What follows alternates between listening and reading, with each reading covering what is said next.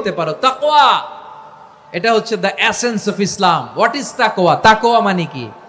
তাকওয়ার সংজ্ঞা অনেকে অনেক ভাবে দিয়েছেন। আমি সরাসরি সাহাবাদের কাছ থেকে একটা সংজ্ঞা আপনাদের শোনাচ্ছি। ওমরে ফারুক রাদিয়াল্লাহু তাআলা আনহু উবাই ইবনে কাব রাদিয়াল্লাহু তাআলা আনহুকে জিজ্ঞেস করেছিলেন, ইয়া উবাই মা হুয়া তাকওয়া? হে উবাই, তাকওয়া কি? তাকওয়া কাকে বলে? উবাই ইবনে কাব তিনি প্রশ্নের উত্তর না দিয়ে উনিও আবার প্রশ্ন ছুড়লেন। তিনি বললেন, ইয়া আমিরাল মুমিনিন, আমা সালাকতা তরিকান যা শাউক? আপনি কি কাঁটাযুক্ত রাস্তা দিয়ে মরুভূমিতে কখনো হেঁটেছেন? যে রাস্তার চারদিকে ক্যাকটাস, গুলমলতার কাঁটা, হেঁটেছেন? ওমরে ফারুক বললেন, নাম, হেঁটেছি। বালা, হেঁটেছি। কাইফা আমিলতা, কিভাবে হেঁটেছেন?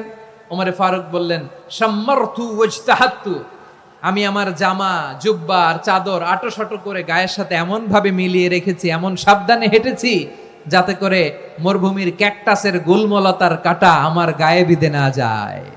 উবাই ইবনে কাব বললেন, ফাযালিকা হুয়া তাকওয়া। আরে তাহলে আপনি তো ঠিকই জানেন তাকওয়া মানে কি। এটাই তো তাকওয়া। ওই রাস্তা দিয়ে যেভাবে হেঁটেছেন, পুরো দুনিয়ার জিন্দেগিটা এইভাবে সাবধানে চলার নামই হচ্ছে তাকওয়া। চিল্লায় বলো ঠিক কিনা? এই দুনিয়াতে পাপ পঙ্কিলতা থাকবে, শয়তানির হাতছানি থাকবে, অপরাধ প্রবণতা থাকবে, নফসের খায়েশ থাকবে, অন্যায়ের হাতছানি থাকবে। সব কিছুকে দলে মুচড়ে পেছনে ফেলে সাবধান হয়ে এই দুনিয়ার সিরাতুল মুস্তাকিমের পথে চলতে হবে। যেই রাস্তা শুরু হয়েছে দুনিয়াতে, শেষ হয়ে গিয়েছে আল্লাহর জান্নাতের ভেতরে। চিল্লায় বলেন ঠিক কিনা?